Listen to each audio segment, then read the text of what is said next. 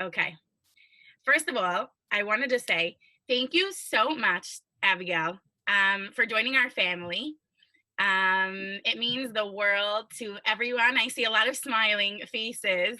People can't believe this is real. They went from watching you on The Bachelor to having you be part of their school, which is really, really, really exciting. Um, okay, so Abigail, first of all, again, thank you so much. I'm going to give you a short little background about our school, and then we're going to get into all the details about you. So Awesome. Okay. thank you. Okay, so on our video right here, we have our director, Dr. Panina Bravman. Panina, you want to say hi?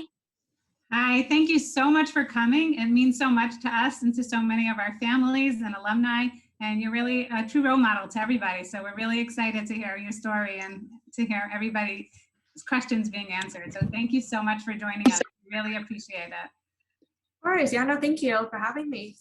Okay, so that was Dr. Panina Bravman, and she started the school because her daughter was born with hearing loss, and there was no school around at that point in New York City for children with hearing loss. And she took her situation and she opened a school and has helped thousands and thousands of children in New York with hearing loss be able to get all the support they need, the therapies they need, the services they need, and eventually go mainstream. That's our goal. We're just a preschool from babies birth till age 5, and then like we have an awesome success rate, just like everyone on the screen has been witness to and is part of our story. So we're really, really excited, and that's who we are. And we're so happy that we're able to have you on Zoom. And I'm going to start by asking if you can just tell us a little bit about yourself. Okay. Yeah, so my name's Abigail. So I'm originally from Portland, Oregon, but I just moved out to New York in January. So I've just been here for about 3 months. Just a little bit about me. Yeah, so I was born completely deaf. I got my cochlear implant when I was 2.5 years old. I have an older sister who has the exact same situation as I do, and she also got hers when she was 2.5 years old. And your school sounds really similar to a school that we had in Portland called Tucker Maxon. It was a preschool for deaf and hard of hearing students, and kind of transitioning them to go into the mainstream school afterwards. So yeah, no, just super happy to be here. And then I'm sure we'll get more into kind of the other questions that you guys have. Okay, amazing. Thank you. So I'm going to start. Hold on. Okay, I'm going to let somebody in. Okay, the first question is number one. A lot of people wanted to know. You were on The Bachelor. It's like everyone's favorite show. How are you brave enough to go on the show and tell the world about your hearing loss? Were you scared? Like, what was that like? Yeah, it was really scary. I definitely had a lot of my friends say you were probably the last person we would have thought to go on a show like The Bachelor. Definitely not like me to go on a reality show to try to find love, but no, I just got a really cool opportunity to do it. And I just figured, I'll have a chance to meet someone really great like Matt, and then at the same time kind of share my story, about my hearing loss and kind of all, everything that goes into it and what it's like dating someone that has a hearing loss. And yeah, it was really scary. Just being that open about my hearing loss, that's something I've never really had to do, especially on that kind of scale. But I think it's really opened the door to really cool opportunities like this. And really, I was really able to kind of connect with a lot of people that had a super similar situation. So very scary, but super, super happy that I did it. Well, we're so proud of you. We're like blown away. So thank you. Okay, a next question that parents want to know. We have a lot of parents of preschool children who are on here who are so scared about the future and the unknown, and they never met an adult in their 20s or 30s, who has hearing loss. And there's so many questions that they just want to put to rest and know that it's going to be okay. And they look at you and they're like, oh, it is okay. Like, She's so cool. So the next question is, what was it like in school? Experience in elementary school, middle school, high school. What was it like? You know, if your hearing aid battery died, or your, cochlear implant battery died, or telling your friends, etc. If you can give us a little bit about what going into the mainstream school, what that experience was like. Yeah, so I was really lucky. My mom, she was such a strong advocate for both my sister and I, because I think when I was younger, I never really realized that I was different, you know, that I had a hearing loss.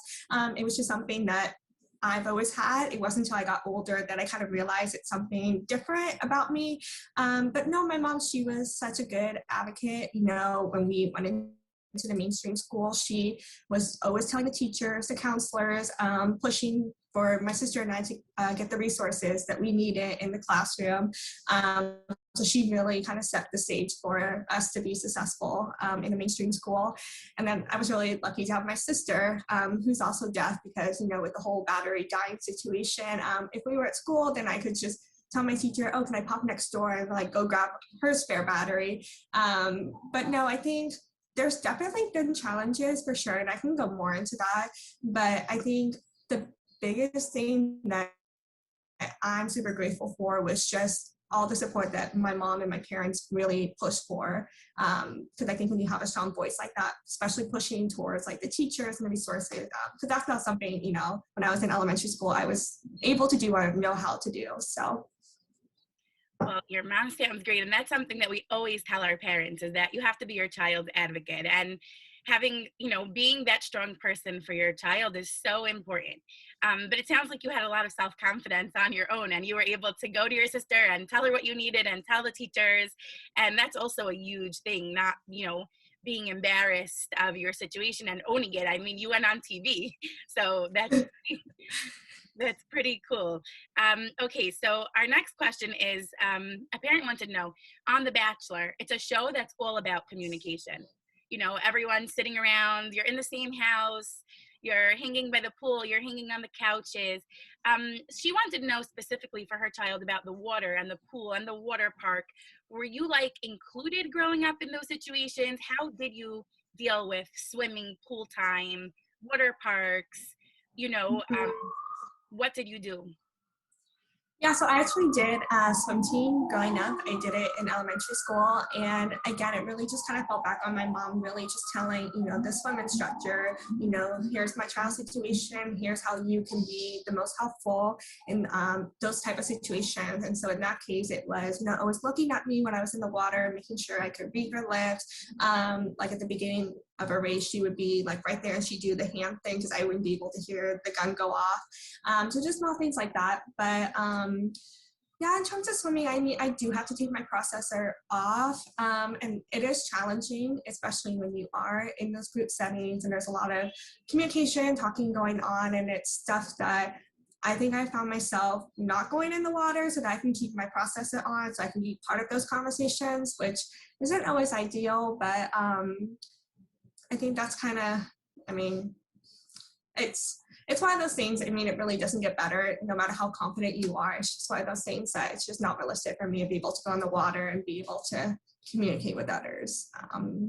But that was very helpful, because I know that a lot of parents were like, could they go and swim team? Could they? And look at her, she was on the swim team. And I think we have some alumni on here who are on their swim teams as well. So that's really, really impressive. And yeah, growing up, I guess as an adult, it's not ideal. Like you can't, you know, necessarily hang out and talk in the pool. If you want to go swimming and chill, you have to you could be in your bathing suit, but like on the sideline, you know, just not in the water. But thank you. That was like really cool. It sounds like you did a lot. Our next question is, again, first of all, we have some teenagers on here, some teenage alumni, and shout out to everyone that's on here. We haven't seen so many of you in so long, and we're so happy to see like Sienna and Kayla and Michael and so many faces on here. The next question is, like, when you grow up, what do you do if like your friends are going to bars and clubs, noisy places? Are you able to go with them? How do you like tell your friends, like, can you let me know if I missed something? How do you get through those very noisy situations and stay in the game? Yeah, I definitely, I mean, going out to restaurants and bars, it's always hard, especially with all the background noise. And that's why I've been so lucky to have the friends that I do because they're always willing to, talk louder, really emphasize their words, repeat things. I think it really just comes down to, because I think sometimes in louder situations, I actually almost do a little bit better because people are like screaming, like if we're at like a bar or something, and then I can really read their lips, when they're screaming. But sometimes it just falls back to, oh, can you just text me like what you were saying, or just step aside and then they can repeat themselves. It's not ideal, that's for sure. And there's, of course, the waiters and everybody wearing masks and trying to do that without reading the lips. It's definitely challenging, but I think it really just falls back on, just letting people know when you need help, instead of, suffering silently. And I think once my friends start picking up, okay, she's struggling, she needs things repeated, they're more than happy to do that because they want me to be included. So it's just having the confidence just to say, I need a little bit of help. People don't get annoyed, if you advocate for yourself in those type of situations. That's also so important. Something that we work on with our students in Strivright is really self-advocacy and sticking up for yourself and not being embarrassed about your situation. And the more you tell others and ask for help, the more they'll be there for you. But some parents are very concerned about this. How did you? Is it embarrassing? Like, how did you get the strength and courage to tell your friends, like, I need your help, I need you? What was that like? Some of our alumni and students asked, like, how do you do that? What is it like? I mean, I definitely have not always had the confidence. I've had plenty of embarrassing, awkward moments where I'm just like, oh, I wish I just told them, whether it's, oh, I laugh at something because I don't hear something, but it was like a yes, no question. And there's that awkward silence because of that. No, I think growing up, I was very quiet about my situation just because I had my older sister and my mom who were very vocal about our situation. So I don't want to use the term lazy, but I just never really had to go out of my comfort zone and tell people. It was just something that people knew. But then when I went off to college, I went to a different college than my sister, and I didn't know anyone there. No one knew my situation. And so I kind of had to start over and really kind of go back to square one and say, okay, nobody knows my situation. I need to, have the confidence to tell them, tell teachers, everybody. And it was really exhausting my freshman year, just trying to tell that many people, trying to reassure people, I'm not being rude if I didn't hear something. But once people know and you're advocating for yourself, I think they want to help. I mean, they want you to feel included. No one's going to purposely exclude you or be rude to you if you're asking for help. Yeah, it's amazing. I'm like blown away. You're so inspiring. You really are. Okay, so again, you covered some of these topics, but I'm just going to bring up a little bit more in depth. A lot of parents want to know what they should do about the mask situation. How is it now with masks? What do you do when you're out and about and masks are needed? Yeah, the mask thing is so hard, and it's something that I still don't have a good answer for. When I'm out and about by myself, it's the hardest thing ever. But when I'm with my family or friends, they know to take initiative and talk to the person first. If we walk into a restaurant and if the hostess tries to talk to me, my friends know to step in if they're wearing a mask because they know I'm not going to hear them. But I think the other day I was trying to order coffee at Dunkin' Donuts and the guy's wearing a mask. It's so loud, things are quick pace, and I just could not figure it out. And so I got the wrong coffee order because it was just something that I just could not figure out with him. And it's just one of those things I wish I had the right answer, the better answer. But I will say, I think things have been getting better in the sense of people are starting to understand that masks are hard for some people. Because at the beginning of the pandemic, when people just put them on, I don't think people realized how many people were, being excluded from conversations or just not picking up on things. Whereas I think now people are starting to realize, okay, masks are hard for a lot of people, not just deaf or hard of hearing people, a lot of people.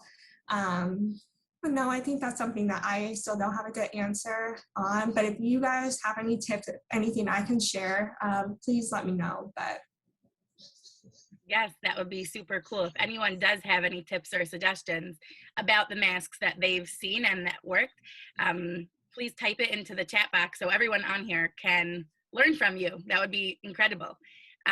Okay, another question is, you also mentioned, and I found that interesting, you said that when people talk louder, it's easier. So a mom on here, Maria, I'll give you a little shout out.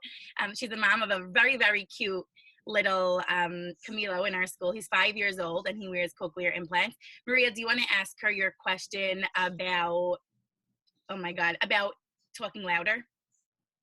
Yes, hi, nice to meet you. I think if I can remember correctly, I basically wanted to understand, like, my family, we talk loud because my son is deaf and he's like 4.5. And, you know, generally since he was an infant, we always were kind of like shouting, but I also say we're Italian, so we just talk really loud. But I wanted to just, and you've already kind of validated this, but you said, I wanted to make sure it's not annoying for, you know, when sometimes when you talk to a foreigner, if they don't speak English, you suddenly just start talking really loudly, but they're not deaf. It's just that you just have to talk louder. And so I'm wondering and wanting to hear or validate, like, do you appreciate when people actually speak louder and more clearly and articulate their words versus, you know, just kind of how you might talk to your, you know, how a hearing abled person might just talk to another friend who, you know, you don't have to amplify your voice as much? Yeah, no, I mean, I can definitely validate that, you know, talking louder does help. I think the biggest thing for me is, you know, if I ask someone to repeat themselves, it's not necessarily, oh, can you say it louder? Sometimes it just means, can you speak a little bit slower? Can you speak a little bit more clearly? Just because for us, or, you know, for me, especially with background noise, it's really hard for me to separate, you know, like in a crowded room, if someone's talking behind me, if there's groups around us, you know, talking louder isn't always gonna be the most helpful thing in a situation like that. It might just be, okay, can you talk a little bit slower so I can piece the words together that you're trying to say? But I mean, definitely, I mean, talking louder is very helpful. It's just, when people mumble, I just cannot understand that. So I think talking louder goes hand in hand of talking more clearly too. Thank you. Yes, okay. We're gonna get to a very hot topic that our teenagers were sending in. Are Anna and Alexa on here? Yes, hi Anna, I see you. Okay, so Anna wanted to know, Anna's in high school in 11th grade. She came to Strivright when she was 3 years old, and we're so proud of her. She had a question for you about dating. Anna, would you like to ask your question? I think she's freaking out here for a second first. Okay, so this is something I was wondering for a really long time. So I was just wondering, what's your dating life like? What is the right time to tell someone that you have a hearing loss? Yeah, no, that's a really good question. I will say, so dating when I was in high school, people knew my situation, you know, just in my hometown and everything. So I actually didn't have to tell my high school boyfriend that I was deaf. It was something that we were friends before and he knew. And kind of the same in college, just because people kind of knew in those situations. But as I got older and you kind of break away from, you know, your hometown and your small groups where people know these things about you, it's definitely had its challenges, not so much of that person, whether they're going to accept you, you know, with your hearing loss or not. It was just more me being comfortable enough to tell the person that I was dating and when should I tell them. And for different people, I tried it different ways. You know, some people I just didn't tell them. You know, the first couple dates we went on, and it's awkward. And I wish I told them earlier, just because I think I don't realize how much I miss sometimes, especially with someone that I don't know. And I just wasn't picking up everything. And he just thought I wasn't interested. And I was just being really standoffish, but I just wasn't picking up everything that he was saying. And so I wish I told him earlier for sure. But I will say, I mean, every guy that I've interacted with has been so nice about it. It's something that I wish I was not insecure about telling them. I think if anything, they want to learn more and just want to know how can, you know, they help and whatnot. But no, I think when I went on the show the first night, when I told Matt, that was the quickest I've ever told anyone that I was potentially dating about my situation. I've never came out the gates and told someone that quickly. And I don't think I would do that in real life either, to show up on a first date and just say, that line. But no, I say, just fully embrace, it's something that's amazing about you and it's something that makes you different. And when it comes to dating, I think people admire the things that are different about you. So I say be open as possible as you can be about it. That's very, very good and healthy advice, I think. It's once you're open about it, it just breaks down all that, that ice and all those layers. And yeah, as you said on the first day and you got that rose, if we were meeting you in person, we would give you a full bouquet of roses. We're so obsessed with you. So thank you. Okay, we have a few more questions. Kayla, I see Kayla's on here. Kayla, would you like to ask her one of your questions?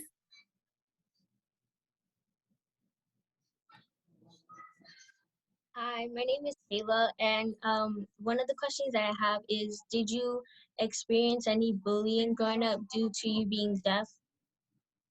Any bullying growing up? Yeah. Yes.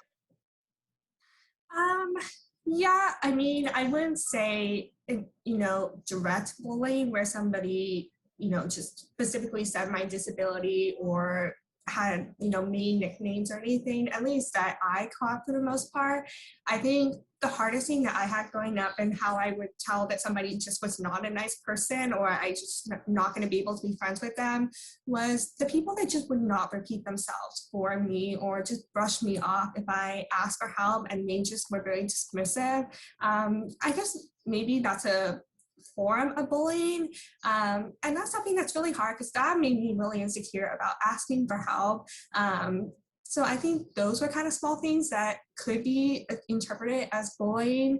But I mean, I hope that no one would ever bully you or, call you mean, because that would just not be okay. But no, I think for the most part, and I've also noticed too, the more that you're comfortable with your disability, it's something that people really can't come after you for because it's something that you're embracing about yourself.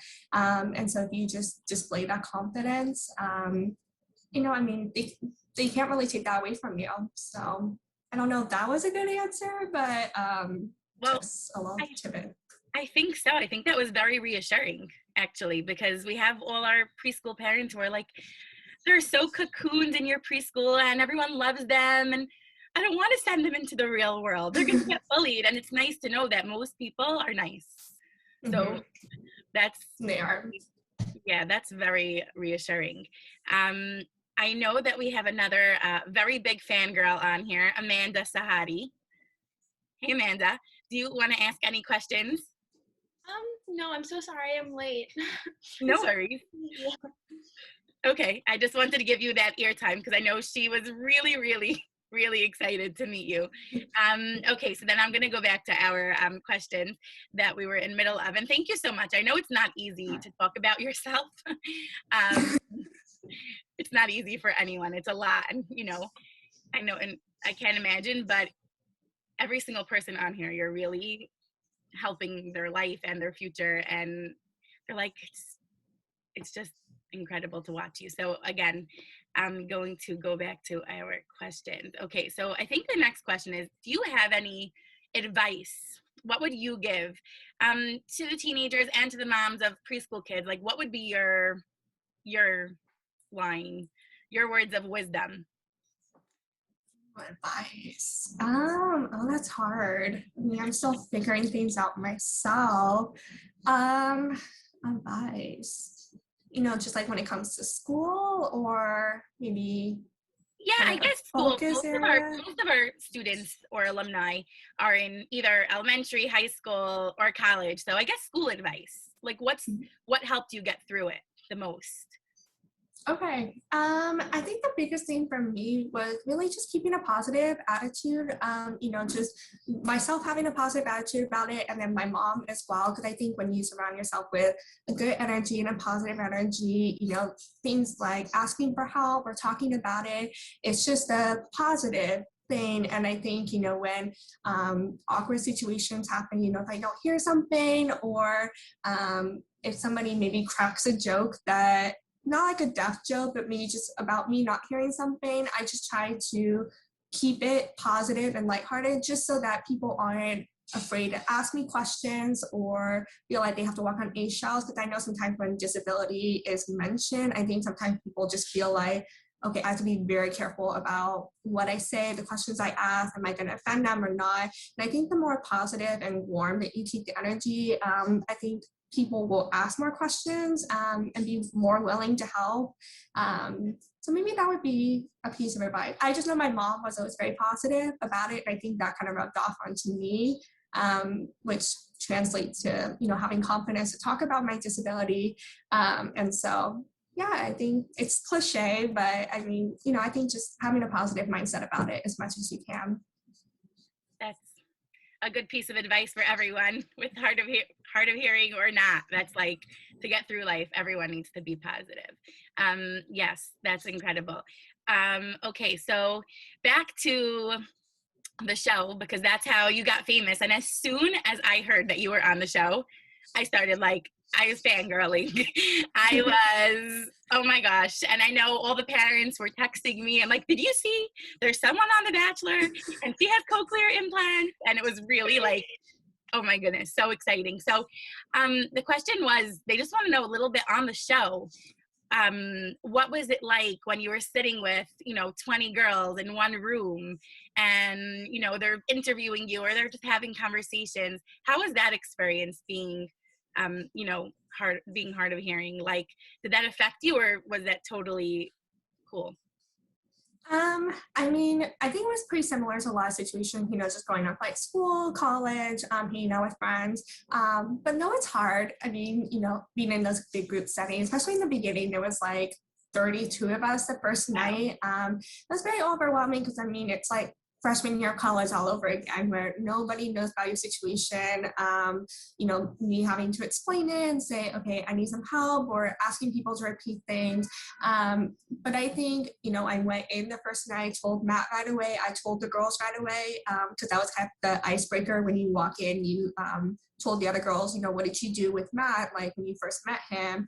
And so I said, I told them I was deaf and told them my line. So I told them right away, and from the very beginning, they were really nice about it, repeating things, making sure they were looking at me if we were on the couches, when they were saying something. So it actually went a lot better than I expected. I was expecting, what you see on TV, all the cat fighting and, girls not being nice to each other. But it was not like that. And like actually living in the house. So I was really grateful for that.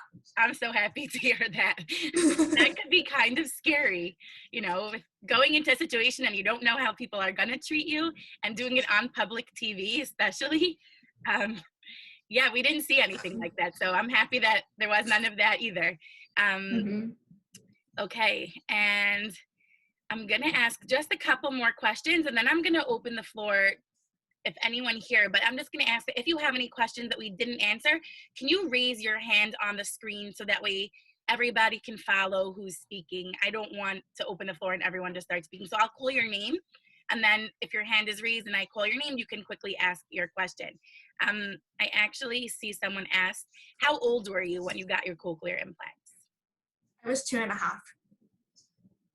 A little cutie. Yeah, and that's the age a lot of you on here, I think your children or you yourselves also got cochlear implants, and you speak so beautifully, Abigail.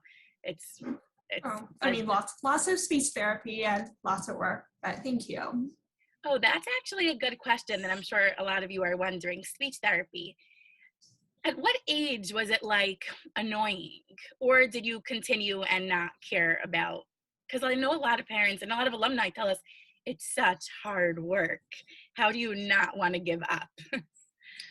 Yeah, no, it was definitely something I dreaded growing up for sure. I mean, just that time of the day where, I had to go to speech therapy and whatnot. But no, my mom always did a really good job. When we were home, we would just try to have conversation as much as we can. And over nothing too. I mean, she'd be cleaning the kitchen. She'd be like, okay, I'm putting the dishes away, just things like that, just vocalizing as much as she could. So I think that really helped as well, kind of outside of the time in school. But no, I had to do speech therapy all the way through where, it was still a period, like a class period for me, all the way through middle school, maybe even freshman year of high school.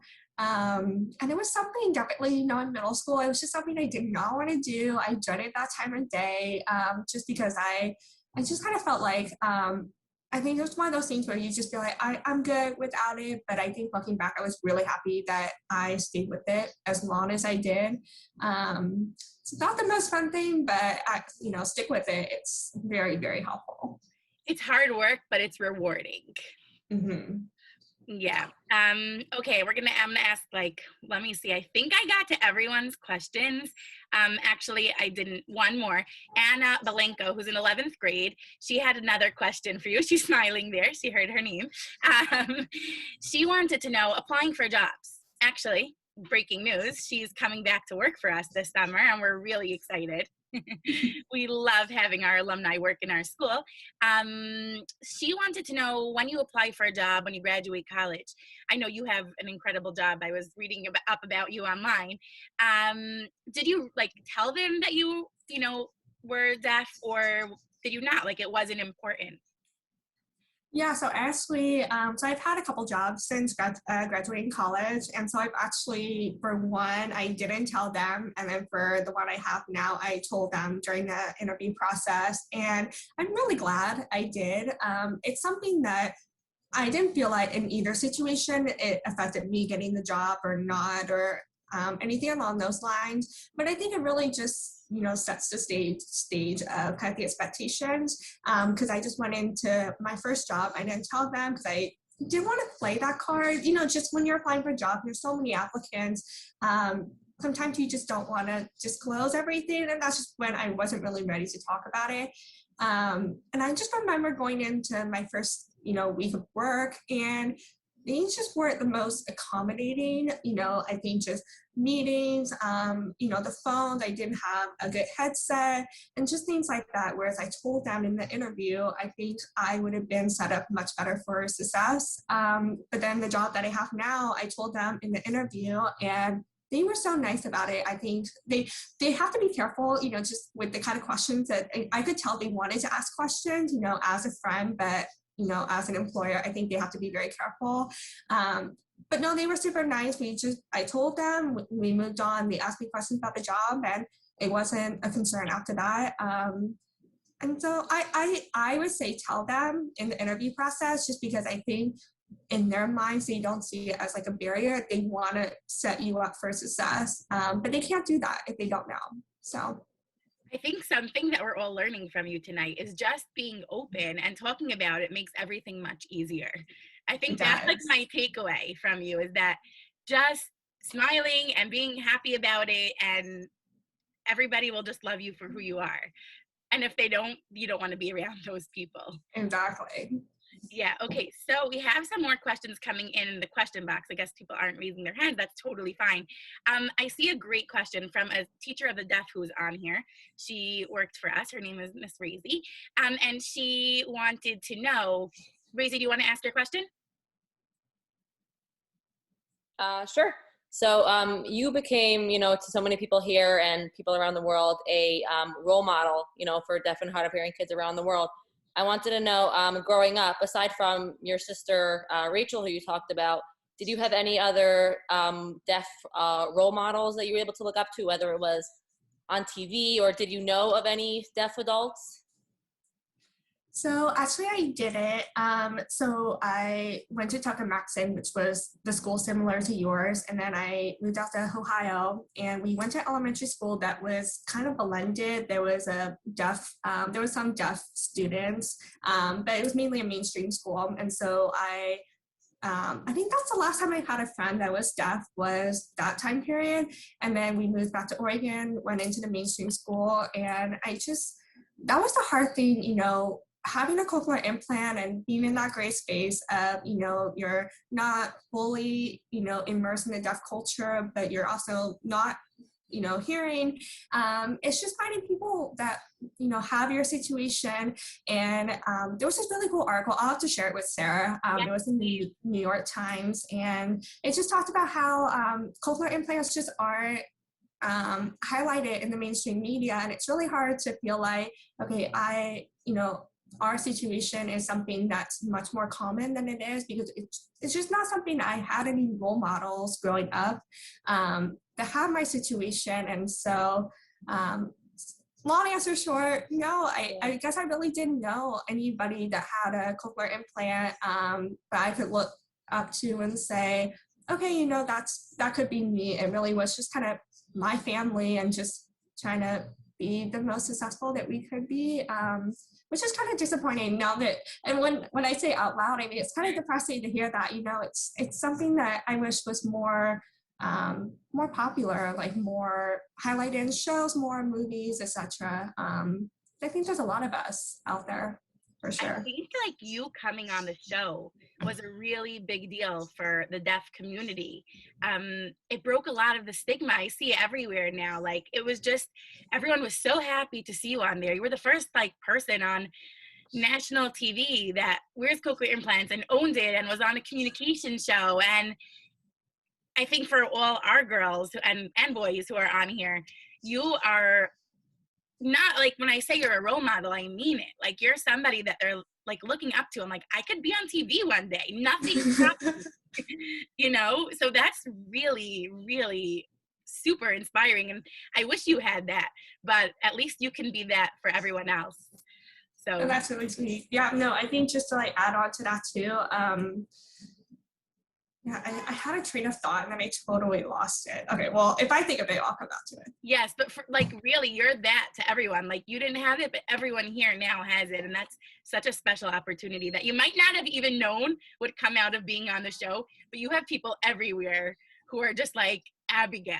Abigail's my hero. Okay, so our director has a question for you, Dr. Panina. So I was just wondering, while you were in school, when you were in mainstream, either elementary school, high school, and then going into college, like what types of accommodations were made available to you and how that was for you? Yeah, definitely, requesting to sit in front, in front of the classroom. I'm not sure what's available now, but I know when I was going through school, FM systems, so the microphones that the teachers would wear, and then I can't remember, I think it was a little clip that I would put in my cochlear implant to kind of amplify. That was the most helpful for me. In one class in high school, I did have a closed captioning transcriber, just because I just had this older lady for a teacher. She just didn't speak clearly, mumbles, just struggled so hard in that class. So that was helpful, but that's the only time I ever had to request that kind of accommodation. Trying to think what else. Oh, in college, especially lectures, vocal lectures, that was a thing in college that I wasn't used to, was the teacher would just talk and there would be no PowerPoints, notes or anything. And so I could request a note taker in the classroom. That's something that colleges offer. You just have to submit a request and they'll send in a note taker for you. I think those are kind of the only ones coming to my mind right now. All very helpful though. Thank you. There's another alumni I did not recognize, and I was busy talking to you and I didn't say hello. Danielle Karinkov, welcome back to Strivright. It has been many, many years, and she actually told me she has a question for you. It's about the show. If Abigail can't answer it, because there are some restrictions, she will have to let you know, okay? I'll let you know as well. Okay, Danielle. Okay, hi, I'm Danny. I'm an alumni of Strivright. I'm from New York or New Jersey. I'm a senior in high school. I was watching The Bachelor this season. I was so excited to watch you. I was like, go you. I was reading the whole season.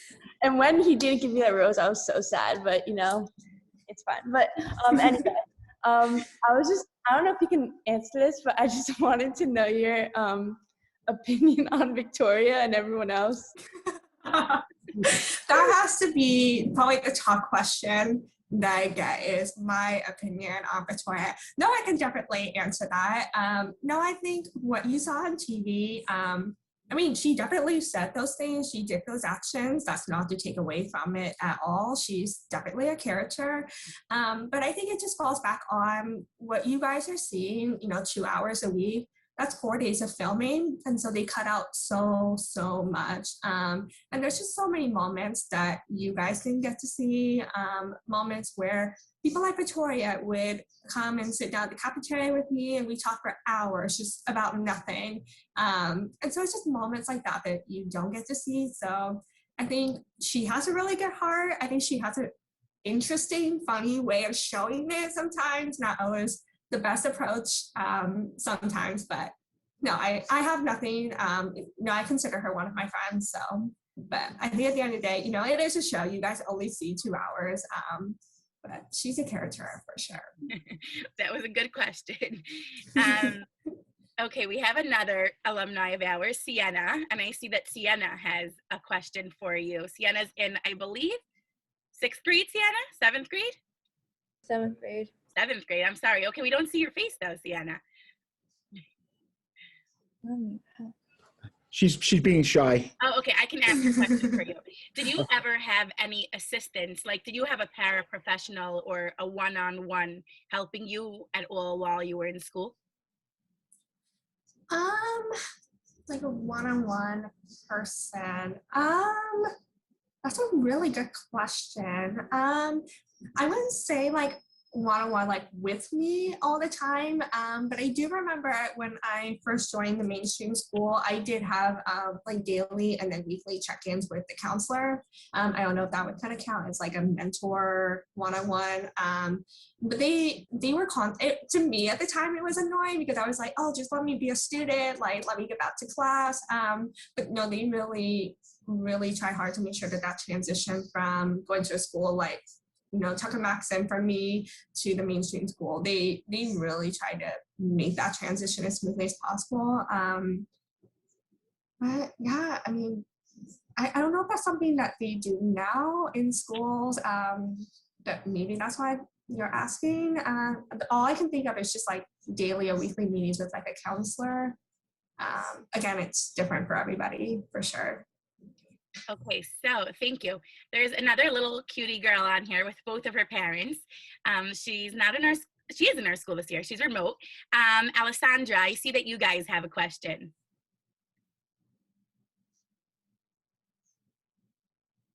Say hi. No, you can say first. Okay, you want me to say it? No, You want me to say it first? Yeah. Okay, so I wanted to ask you, as a sister of someone who has cochlear implants, I just wanted some advice of how I can help her. Like how you said, repeating things, but also in the house, I'm trying to tell her things. Like, Mom told us to like go to bed now, and she takes off her implant. So how can I just like calm her down? Well, you guys don't have the same house rules as I do. My mom always forbid my sister and I from taking off our cochlear implants whenever we did not want to hear something or we were in an argument. So very different rules. But I actually do have 2 younger brothers that aren't deaf. So yeah, I wish they were here because they'd probably be even better to answer that question. But no, I think you're doing great. Like just repeating things for her, redirecting things that your mom said to her. That's what my brothers have to do all the time. It's annoying because they're younger than me, so I don't like my younger brothers telling me what to do. But no, I think just having the patience, to repeat things. And I think, you asking that question alone shows what a great big sister you are, that you want to be the best big sister. Yeah. So I think you're doing everything right. I don't know if your mom's gonna implement the rule that my mom implemented, where you have to keep your ear on at all times. But no, that was a really, really great question. Thank you. You want to say? Yeah. Just say hi, Abigail. Just Just say hi. You can just say hi. Hi, Abigail. I asked you a question. Oh, you shy. Okay. Oh, take your time. What want to say? You said. I forgot I said. Okay. I said like you're my role model. That's what you were saying. Oh, you're my role model. My role. You are so sweet. It's so nice to meet you. Thank you. You too. Thank you. You too. Thank you so much, Abigail, for taking your time. You're welcome. Alessandra really looks up to you. She was so excited. I was so happy to show her that look, you can be on TV and you can do whatever you want. Yeah. So thank you so much. Appreciate You can it. go on The Bachelor in 20 years. No, I'm kidding. Thank you so much. Thank you. so much, You're Abigail. welcome. Nice to meet you. Okay, that was adorable. Alessandra, we love you and we miss you. We can't wait to see you in person. We have a speech therapist. Is she still on? Elise, are you here? Yes, she is. Hi, Elise. Did you want to ask your question? Sure. Hi, Abigail. Thank you so much. This is really an honor to hear from you, and it's a privilege to be part of it. Thank you, Saralea, for organizing also. My question was, as a speech therapist, what advice would you have for us that you would have liked to, for your speech therapist to do with you, or that they did well, or something we should avoid? If you could shed light on that, that would be great. Oh, that's a really good question. I was super fortunate that I really enjoyed all my speech therapists growing up. I know sometimes that's not always the case. No, I think the reason that I just enjoyed them a lot was because I felt like they didn't make it seem like a chore when it came to having to work on my speech. They would just talk to me like didn't talk to me differently, ask me about my day, and then just very positive. And I think that's the hardest thing when you're trying to talk and work on your speech and then someone's just constantly correcting you and you just get frustrated because you're just like, well, I just want to get out this sentence, regardless how I say it. So I think just, being positive and then just trying to keep it like, I know that, there's like an agenda, you're trying to work and improve your speech, but I think just not being overly, I don't want to use the term, but like naggy, just, again, I've never been in your shoes, so it's like, I don't know, kind of what you need to do, but no, I think that's just why I really enjoyed my speech therapists growing up. They were all just very positive, very easy to talk to. Yeah, it's been a while since I talked to a speech therapist, but well, there's a bunch on here if you have any questions. But no, I think I was super fortunate, and I'm sure you do a great job as well. So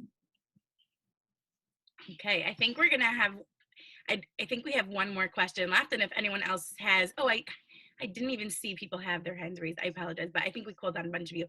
Kayla had a great question. Kayla had a question about living at home now that you live in New York City. I don't know if you live with your sister or not, but do you have any assistive technology? Like, do you have a bed shaker? Do you have strobe lights? Like, what do you have in case of a fire, or in case of, do you have all these? Yeah, so I did live with my sister, and then now I live with my best friend from home in New York. And just some things that I have, so I used to have the bed shaker growing up. I'm actually a pretty light sleeper, so I'm able to use my phone. My sister is not, so she still uses her bed shaker. Something else that I started using in college is like a fire, kind of looks like those fire alarms like in school and stuff, but it's one for your room, and then it flashes, so it's able to detect smoke, and then it flashes really bright. That's something that apartments, if you email them, they're supposed to install that for you. Trying to think what else. Nothing really is coming to mind. It was hard sometimes, living with my sister when we were both deaf, because we would just take our ears off. Like whenever we come home, it's kind of just a end of day, just I'm done with my ear, I'm going to take it off and just enjoy the silence. And then you have two people in the apartment that can't hear anything. And so someone's knocking on the door, something's happening, that's not the best situation. So it's been nice living with someone that's not deaf, so that if someone knocks on the door, someone's ringing, she can hear it. But yeah, no, I can't really think of anything else that I use in my apartment for the most part. Okay, I see Patty Buffalano. You had a question, your hand is raised. Yes, hi, thank you, Saralea, and thank you, Abigail, for just sharing your story with us. Mine's not that exciting of a question, but how long did you use the FM for? I have 2 children with hearing loss, and one, my daughter loves her FM. She's in 3rd grade, and my son's in 8th grade and refuses to wear his FM.